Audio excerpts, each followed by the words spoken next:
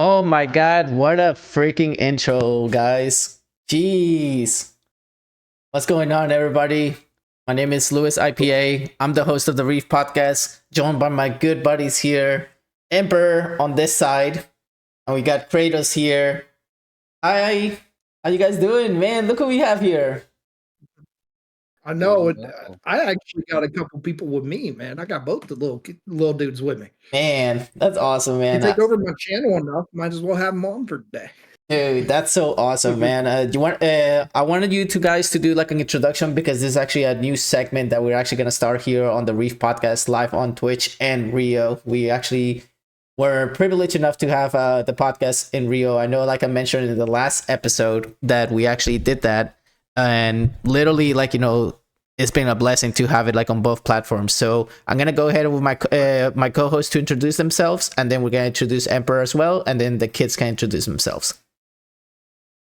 I am Nightmare Rising. I am founder, leader of Rising Clan Gaming Community.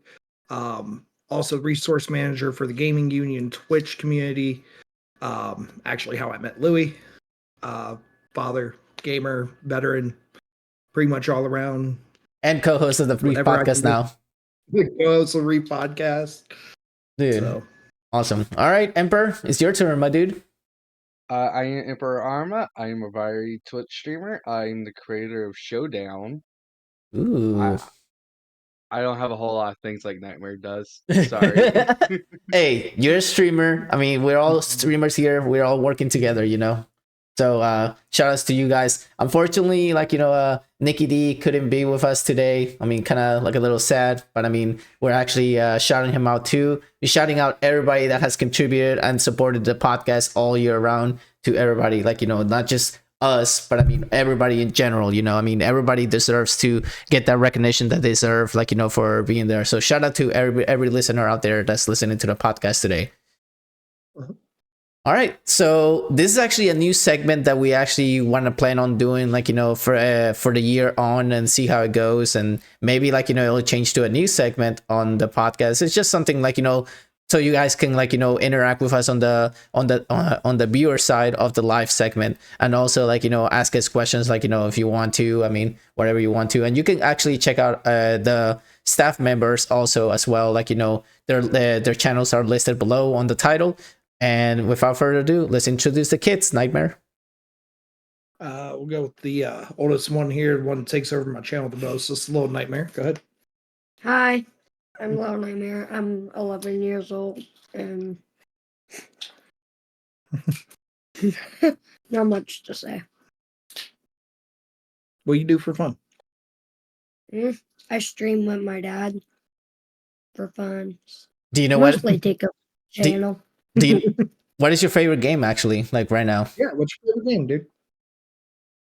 Farming sim. Nice. Okay. What about you? Introduce yourself. My name. Go ahead.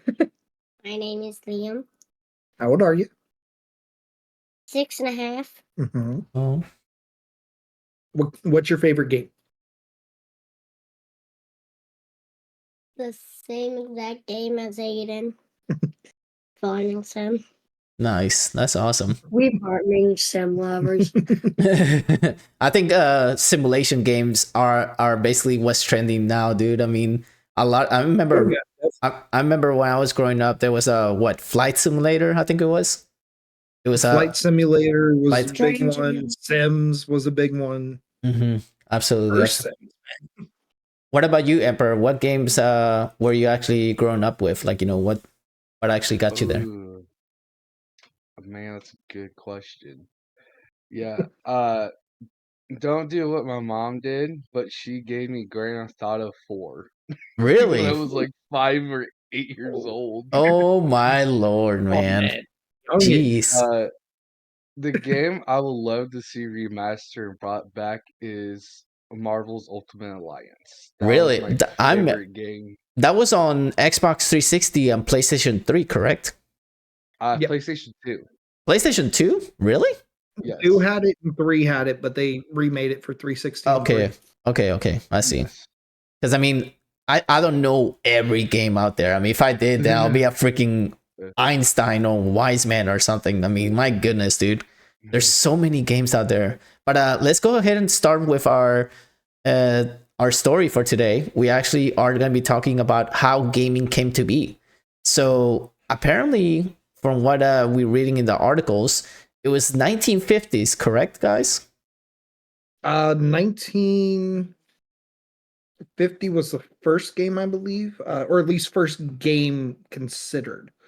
Was 1950 for the Canadian National Exhibition. Mm-hmm. Was the first game system. I gotcha. And the first game that ever came out was Bernie in the Brain. From what I'm looking in the information that we have here, which you said Nightmare that apparently was like a tic-tac-toe. Can you describe it a little bit? It is a 13-foot tall computer that the only thing it could play was tic-tac-toe against a person.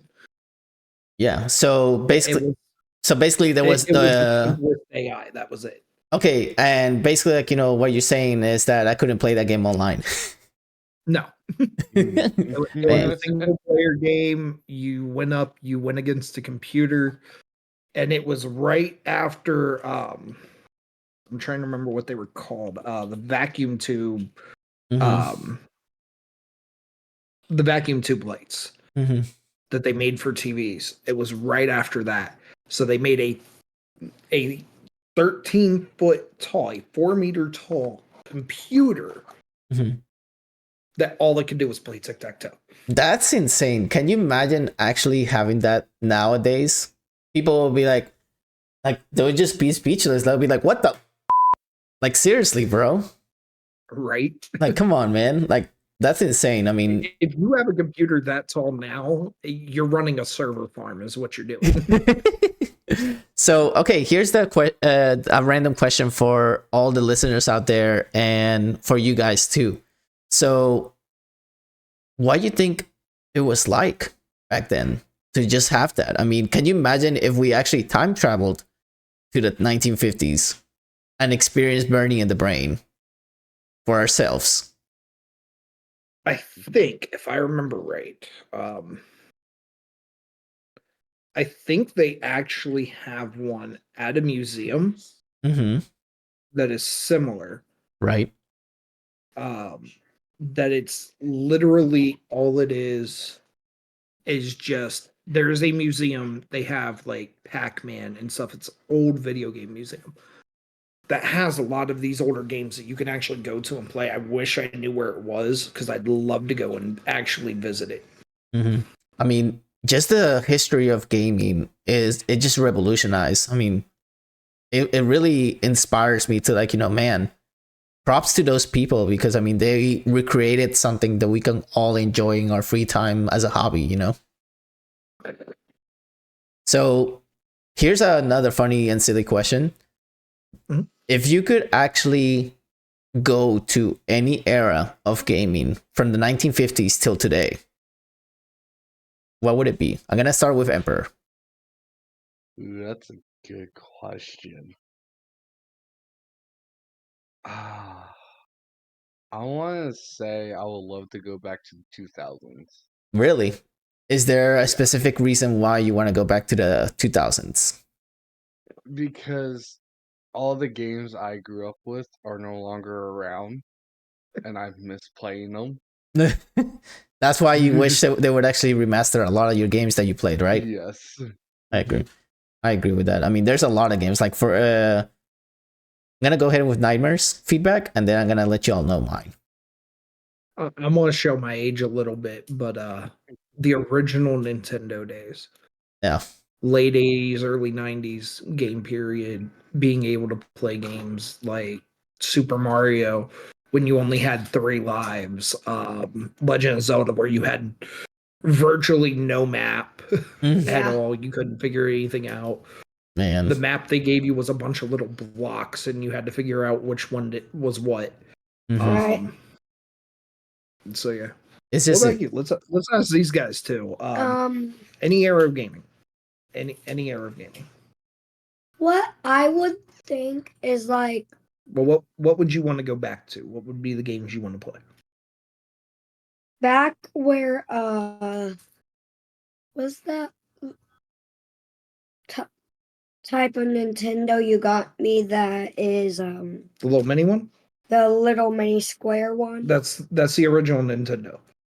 I would go back to games like those, like Kirby's Adventure, Oh man. stuff like that. Because I'm like, yeah, I like that stuff. Like it's He's raised proper.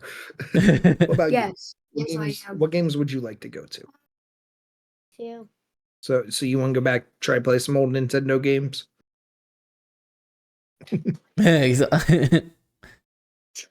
Oh, Super Mario for GameCube. Brittany's over there, and she's saying Super Mario for GameCube. I got you. She'd want that to come back. And Super Mario Sunshine, which ironically, Super Mario Sunshine's out on Switch. mhm. I Damn. say that he's going to lose his Switch to his mom. No.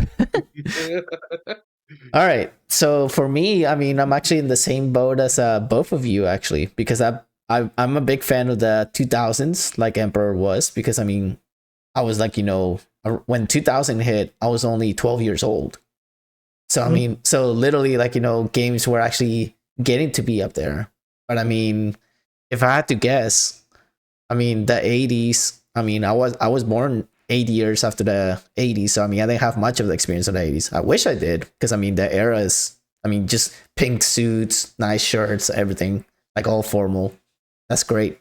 But I mean, Super Nintendo is what really got to me. I mean, I know regular Nintendo was fun for a lot of people and everything, but for me personally, Super Nintendo had like a very emotional feeling for me, just because I played a lot of the classics like Pilot Wings, Donkey Kong, all those classics, man. I mean, just like, what's up? See, you would think mine would be the same answer because you and I are in that same age bracket. Mm-hmm. But I grew up more playing the original Nintendo. So we were back a generation for the consoles. So I grew up playing the original Nintendo rather than the Super Nintendo, which was the newest thing. Mm-hmm. But just like I said a little while ago, I mean, playing something in a 13-foot game console or tower or where that thing is, that's just mind blowing. I mean, how in the world do you have something like that? I mean, I remember hearing that back in the 80s, even telephones were huge. Mm-hmm. Like you didn't have the smartphones that we have nowadays that are like in the palm of our hands. Like before, it's like you had to carry like this and be like, hey, You had like the huge like fanny pack, waist pack thing that had the battery and everything. The top of it was phone. And somebody calling just hello. Meanwhile, you're carrying this like 30-pound device on the side of your waist. It's horrible, man. Mm-mm-mm. But okay, I know you guys said your eras now that you wish to go back to. But I know Emperor already said that he wants Marvel Ultimate Alliance to be remastered. Is that the only game you want remastered, Emperor, or do you want other games as well? If I gotta go with Assassin's Creed Black Flag. Really? Mm-hmm. Is there a reason why behind it? That's my favorite Assassin's Creed game. Okay, I'm gonna give you props because Assassin's Creed franchise, but I personally enjoyed Assassin's Creed 2 the most, which was already remastered. But yes, yeah, the original for PS3 with Ezio. The whole, I mean, 1 was awesome, like it was good, I enjoyed it. 2 just kicked it at another level for me because the whole storyline for the whole Greek gods taking over and everything, that was an amazing plot. Right. And they could have continued it, but they decided to go in a separate direction. I was like, okay, that's fine.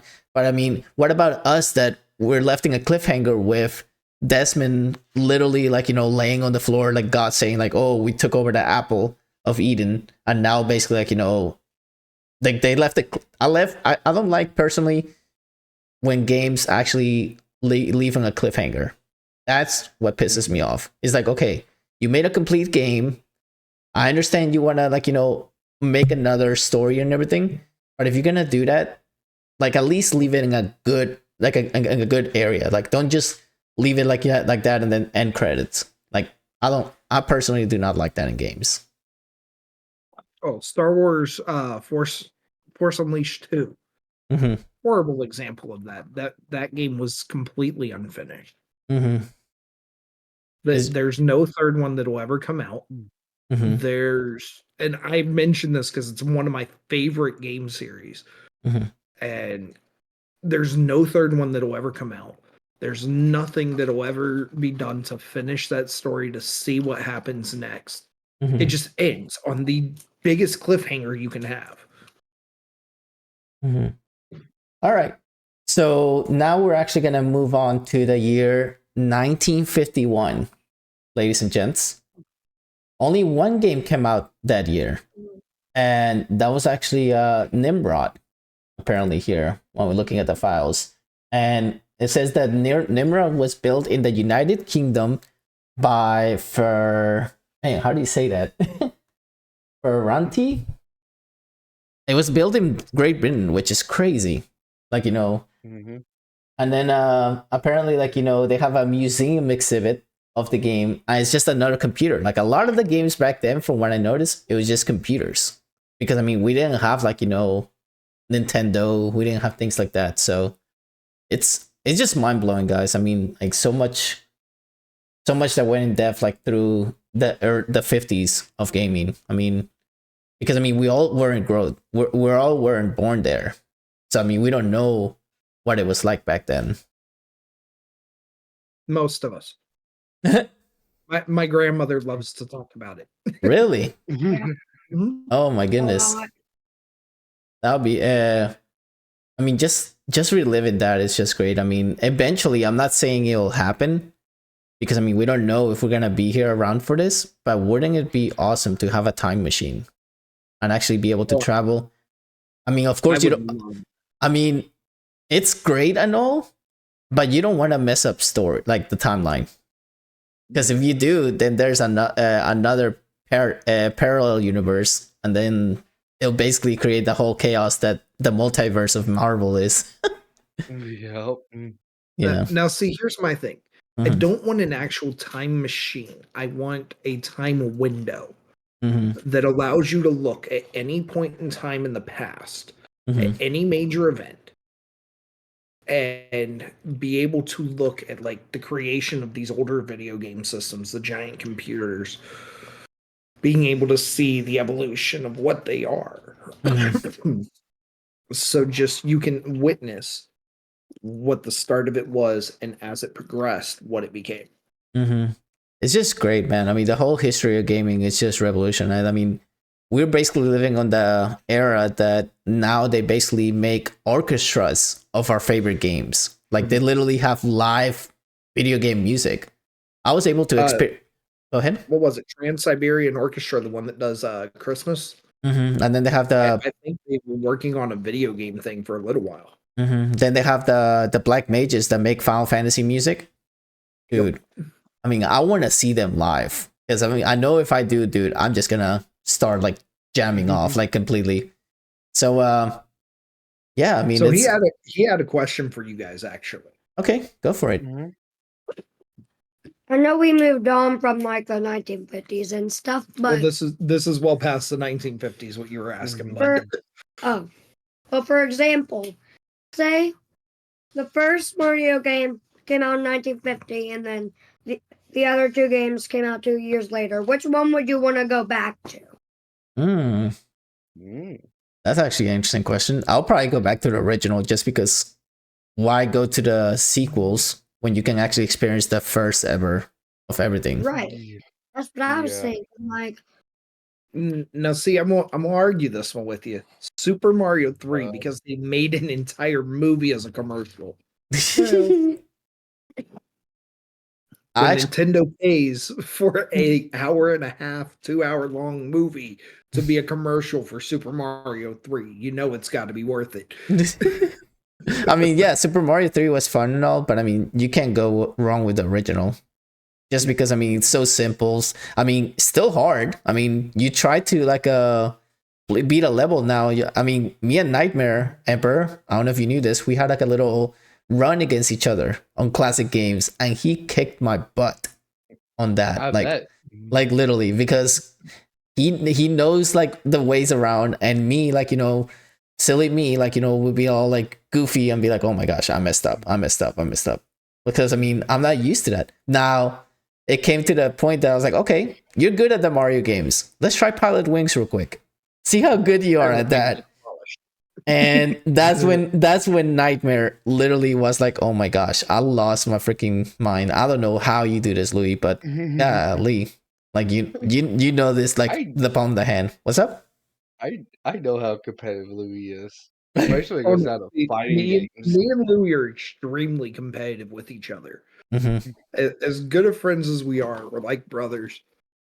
We have that competitive streak against each other to want to see which one of us is better at this, which one of us is better at this. Mm-hmm. Right. You see it when we game together. It's probably the funniest thing in the world. Mm-hmm. Yeah. All right. What's up, Emperor?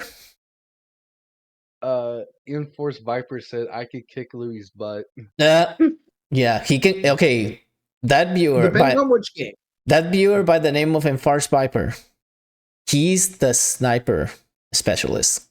You bring a sniper to any COD game, bring Viper to you, because that guy will literally melt you no matter where you go, even with a sniper. Like, how much? Like one shot? One, maybe two, yeah. Yeah. But you bring people to your crew in a FPS game, bring Viper as a sniper. That's all I gotta say. He'll have your back, because he's like on Overwatch. He'll literally melt anybody that moves with a sniper, and he has some clips to prove it actually on his channel, which is crazy. But back to the gaming topic. Yeah, I mean, the 1950s, I mean, it looked like it was mostly computer work, which is unbelievable. I mean, amazing, man. I mean, just computer stuff. And then, I mean, compared to what we have nowadays, I mean, now we basically have the handheld computers in our hands. Mm-hmm. And back then, no, not just phones, but literally, like, Steam on the go. Mm-hmm. Which is ridiculous. It's like, dude, okay. That's what I was trying to say about time traveling. Imagine going back to the 50s with a PS5, an Xbox Series X, or like anything like that, and be like, hey, here's this game. Try this out. Witch trials have started again. So literally, like, that would revolutionize like the whole timeline. Like, people will be like, wait, what is this? I don't know. Because the whole time machine thing and everything, it's proven right, and then it's proven wrong. Because I mean, sometimes they say like, oh, this person he's a time traveler, he's this. But I mean, it's so hard to believe, like, time traveling, if it's true or not. But I want to believe it's true. I want to. But I mean, until I see it with my own eyes, I'm not gonna believe it. You got something, Emperor? No. Oh, okay, because okay, no, because I mean, I saw that you were looking, and I actually have the information of the gaming in one screen, and then I have y'all in one screen. So I mean, it's kind of hard to see I was chat. just checking chat, see what was going on. Yeah, no worries. We appreciate you, and we appreciate Nightmare for being here. We appreciate all the listeners out there. We want to give I apologize, guys, if you see me like start taking bites of things. My lunch got here right before the podcast started. Hey, no worries at all. I mean, this is a normal segment. I mean, we don't have an interview. Like, it's actually like more like a get to know each other, relax, and then interact with people when they actually talk in the viewer side of the Twitch channel. But no, dude. I mean, I'm just mind blown, man. I mean, I hope gaming keeps coming. I mean, I hope like it never stops, which I don't think it will. I think people are still gonna make, because I mean, some people view video gaming as a like a hobby and everything. A lot of people, a lot of the game developers, they actually see it as an art. They don't see it as a as a hobby or anything. They see it like, I created art with this, and it's true. I mean, that's what it is. It's basically just art. So if you guys have any more questions before we go to commercial break, or any? Oh, look, we got a couple. Apparently they do. Okay, go for it. Well, okay. Oh, sorry. Go ahead. What's your favorite game? And then I'll go on with the question. Okay, my favorite game of all time is a tie Yes. between The Sims and Pilot Wings. So, say The Sims came out in the old days, and if Go like ahead. anything. Take a breath. Go ahead. The point of you guys being on here was to ask these questions you guys want to know about all the games. If they came out with a second Sims, They which did. one would you rather play? They did. They came out with four mainline, like Okay, I understand. You I guys who know knows how many. okay, Louis. I understand your question, so I'm gonna answer to you like in the most formal way. If I could choose any of the Sims that have come out till today, I would go back to Yeah. the original Sims, because one of my friends back in Colombia where I lived, he is the one that introduced me to the Sims franchise. Right. And And since, sorry. and basically like because of him, I basically fell in love with the Sims franchise, just because Right.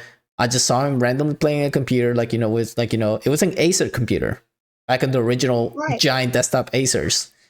And he told me like, Right. hey, you need to check this game out. And I saw it. I was like, oh, dude. So wait, you're telling me that I can create my own version of myself and literally walk around, have a house, have like, a family, all this stuff. He's like, yeah. I was like, oh my God, where was this game? So that day, I literally told him, can I please borrow your game so I can play? He's like, yeah, sure. I mean, I don't mind you borrowing it for a day. Next Right. Like, next time he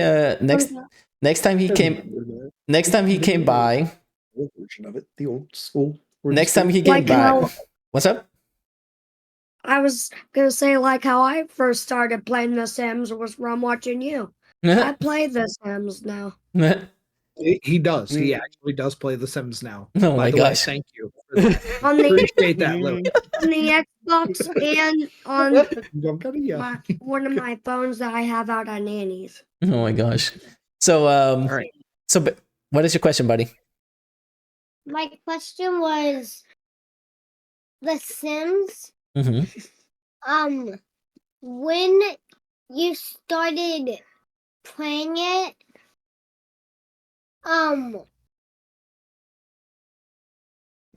can you walk into the houses? Yes. Like the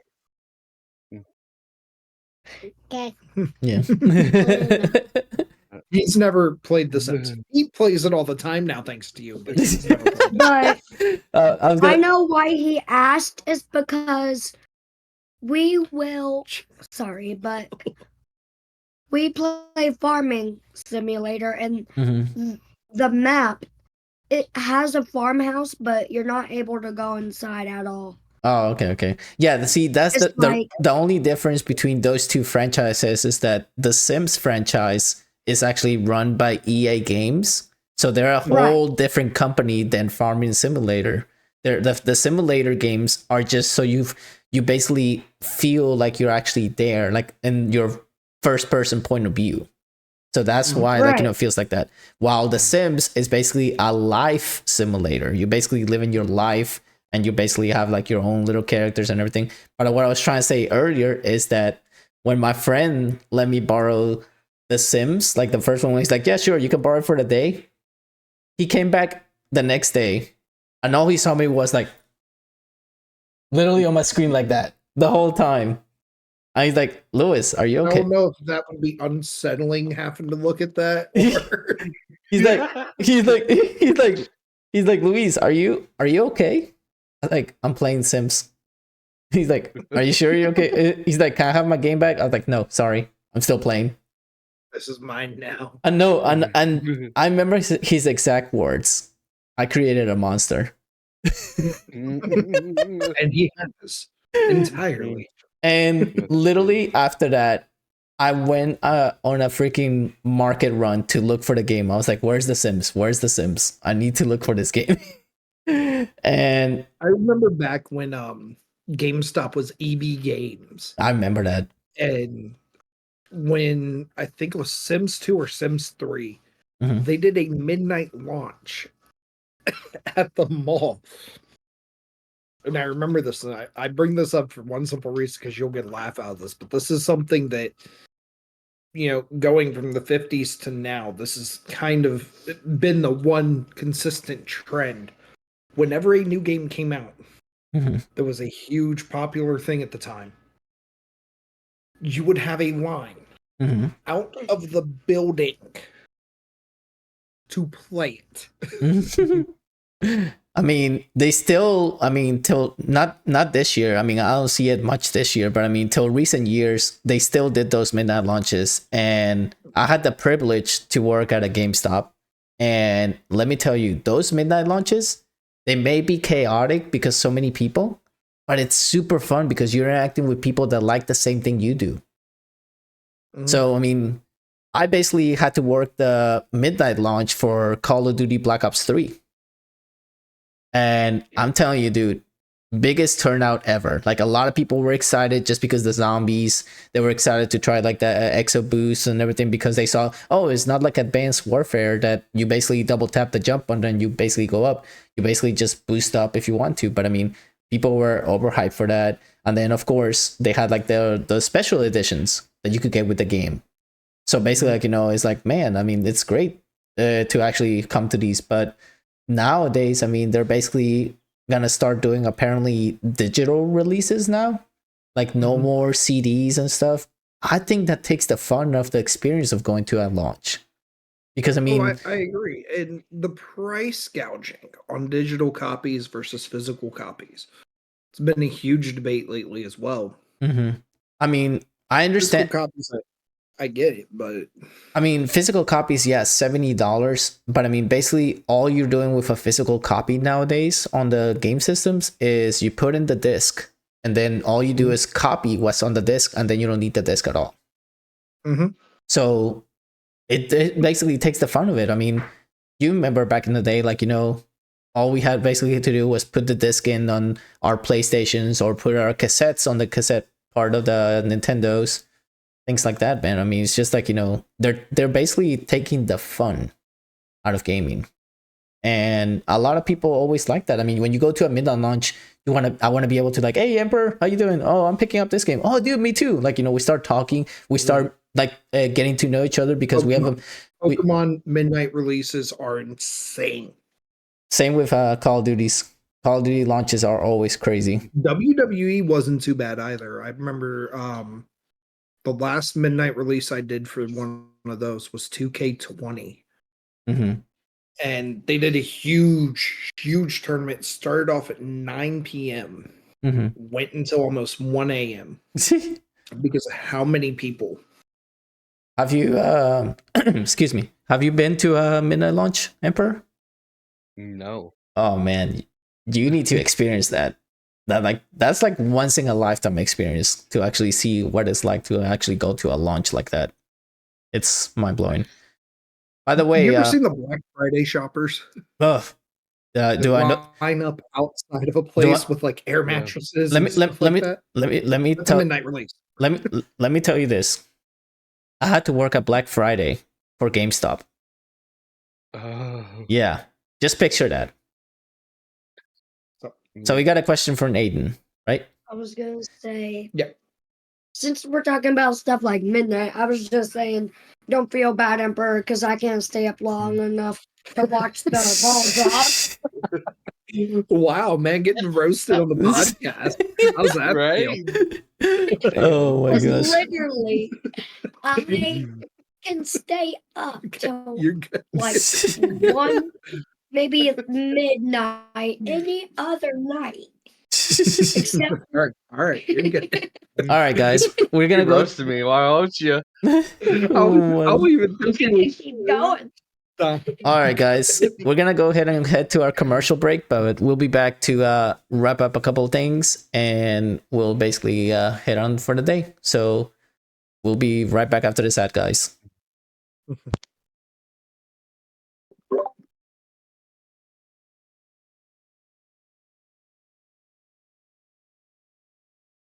Tired of stinky, bacteria-ridden kitchen sponges? From Foam Tech International, the leader in cleaning solutions, meet the new Dishfish. Dishfish is the revolutionary, long-lasting, ultimate dish cleaning tool for powerful non-scratch scrubbing, even on your most sensitive kitchen surfaces. The Dishfish secret? Exclusive Power Cell technology. Dishfish's 12-sided open structure power cells make more contact with surface areas than other scrubbers to cut through the toughest messes with ease. Yet it's gentle enough to deliver scratch-free performance guaranteed. Dishfish cleans pots, pans, glass, and dinnerware, fitting perfectly in your hand to reach even the tightest spaces. And Dishfish cuts through the toughest messes in warm water and even tougher ones in cold water.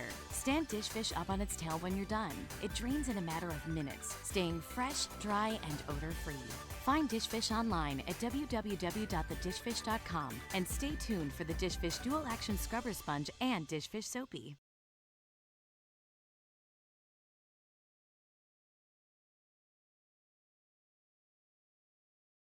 All right, we're back. Oh man, you gotta love the dish. Yeah, you gotta. You have to smell me. You gotta. You So, gotta. Emperor, did you get the burn ointment? Yeah, I got it. Do we have to get up? It's on right now.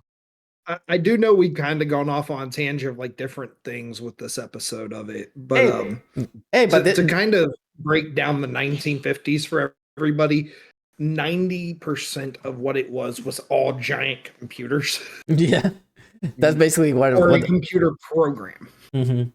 Exactly. I mean, I'm just happy that gaming came to be and everything. I mean, as we get closer to the years that we really, really know, that's when, like, you know, we're gonna be like, oh, you remember this game, you remember this game, you remember that game. But I mean, the fact that 50s was all computers is crazy. But I mean, once, like I said, once we get to the regular Nintendo era, Super Nintendo, PlayStation, Atari, even and some of the Atari Dreamcast, back in the 70s, yeah, that's gonna be 80s, those games. But I'm just as long as we can skip the ET era. We don't need an episode going to the landfill that the ET cartridges went to. Okay, so now I'm actually gonna do a couple of shout outs here. I want to actually personally give a shout out to Payaso Max 420 for hitting 1 year as an affiliate. So congratulations to you, Max.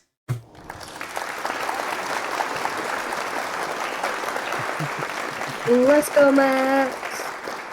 Awesome. 1 freaking year as an affiliate. That's incredible. And what an incredible journey he's had. I mean, working that much, like, you know, for a whole 1 year, that's incredible. Like, I'm actually amazed, and I'm actually really happy for him, because I mean, to grow that much is insane. Yeah. So I also want to give a shout out here to Enforce Piper.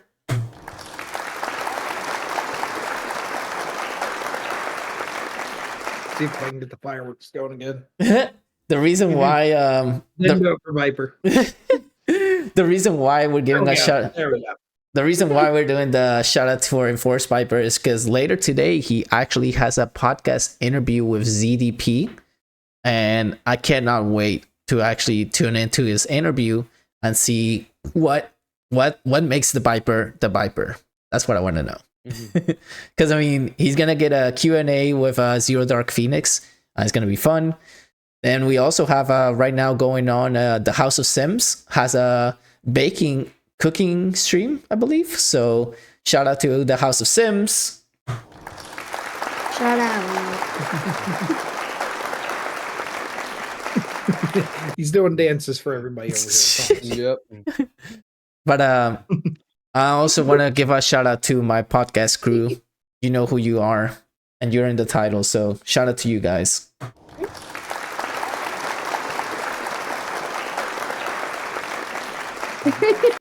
this podcast would not be the same without you guys. I cannot thank y'all enough for being part of this journey. So I know NickyD is in the background, like, being all sneaky like he always is, and like, keeping an eye on the podcast, making sure. Oh, look, there he is. Hello, Nicky. Yo, Nicky. We love you, man. How you doing? Yep, he's in the background, like listening at the podcast for us, and like, getting ready to get back to editing after a long trip. So all I gotta say is, Nicky, welcome home. About time, man. We missed you. Right. But shout outs to everybody that actually joined us here from Rio on Twitch. This is actually our second podcast that we actually have live on Rio. So thank you so much, Rio, for including us and letting us actually have the podcast on your website. You guys are awesome. So shout out to everybody. I mean, that came through as well for hanging out and supporting the podcast all these years. I mean, I really can't wait to like get back to like the interviews as well, because we have a lot of good interviews coming up. And this was just like a little introduction to the first segment of this year in gaming, which I'm actually excited. I hope everyone was able to hear me this time, because I know it cuts off sometimes on and off. But I hope the audio was perfect this time. I hope it wasn't like, all staticky like last time. I apologize about that. I believe the reason was because I wasn't too close to my mic, or basically like, I guess like, because I was too laid back, the audio was kind of cut off. But thank you guys so much for everything. I really mean it. And I hope like, we can all succeed as content creators, as podcasters. It's all going to take off from here. And I appreciate every single one of you, and look forward to more this year in gaming. So see you in 2 weeks, guys. Bye. As always, today's episode of the Reef Podcast was streamed live on Twitch. If you could not make it to the live stream of the podcast, you can always listen to it on Spotify, Apple Podcasts, YouTube, and iHeart Radio. Thanks for listening. See you next time.